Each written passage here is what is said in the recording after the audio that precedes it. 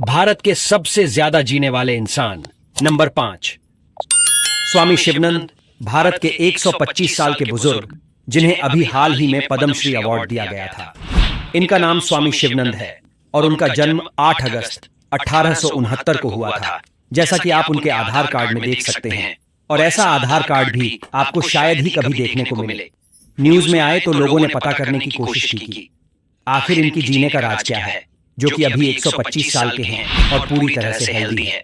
तब उन्होंने बताया कि उनके डेली रूटीन की वजह से जी रहे हैं और डेली 1 से 2 घंटे योग करते हैं। वह खाने में ज्यादा मसाले वगैरह भी नहीं खाते। नंबर 4, तपस्वी जी महाराज। इनका जन्म 1770 में हुआ था और मृत्यु 1856 में हुई थी। यह 186 सालों तक जीवित रहे थे। पटियाला के राजकुमार के रूप में जन्मे। जहां इनका जन्म हुआ वो किसी राजशाही महलों से कम नहीं था। इनके लंबे समय तक जीवित रहने का रहस्य है कि उन्होंने दशकों तक कठोर तपस्या की और अपनी जवानी वापस पाने के लिए प्राचीन वैदिक तकनीक का उपयोग करते हुए कायाकल्प उपचार का 3 बार इस्तेमाल किया। ये बहुत कठिन तपस्या होती है।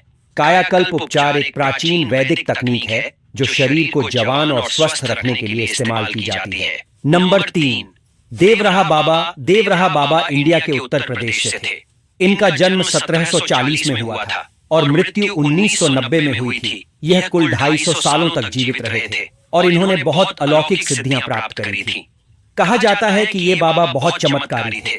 इनका आशीर्वाद लेने बहुत बड़े लोग आते थे। देश के पहले प्रधानमंत्री जवाहरलाल नेहरू, राजीव गांधी से लेकर अटल बिहारी वाजपेयी भी आ चुके हैं। नंबर 2, महाष्टा मुरासी। यह शख्स पिछले 181 साल से जीवित है और जो अभी भी अपनी मौत का इंतजार कर रहे हैं। उत्तर प्रदेश के वाराणसी के रहने वाले महाष्टा मुरासी अपने बारे में बताते हुए कहते हैं कि उन्हें लगता है कि मौत उनके घर का रास्ता भूल गई है। मुरासी अपने बारे में बताते हैं कि उनका जन्म 1835 में बेंगलुरु में हुआ था। 1903 में मुरासी बेंगलुरु से वाराणसी रहने के लिए आ गए। तब से आज तक वह वाराणसी में ही रह रहे हैं। नंबर 1, श्री शिव प्रभाकर। एक ऐसे बाबा के बारे में बताने वाले हैं जो 200 या 300 साल नहीं बल्कि 723 साल तक जीवित रहे। हम बात कर रहे हैं श्री शिव प्रभाकर सिद्ध योगी जी की, जिनका जन्म 1263 में अकावूर मारा में हुआ था और महज 9 वर्ष की आयु से ही उन्होंने गुफाओं में ध्यान लगाना शुरू कर दिया और इतनी सिद्धि हासिल कर ली कि वे लोगों के भविष्य से लेकर वह क्या सोच रहे हैं सब बता देते थे। और यहाँ तक कि कुछ लोगों का कहना है कि जब बाबा ध्यान लगाते थे तो वे हवा में उड़ने लगते थे। अपने 723 साल के जीवन काल में उन्होंने अपने शरीर रूप को 17 बार बदला था। उनके पास इतनी ज्यादा सिद्धियां थीं कि दक्षिण भारत के 18 सिद्ध योगी में गिने जाते थे। 6 अप्रैल 1986 को उन्होंने केरल के पहाड़ों में समाधि ले ली।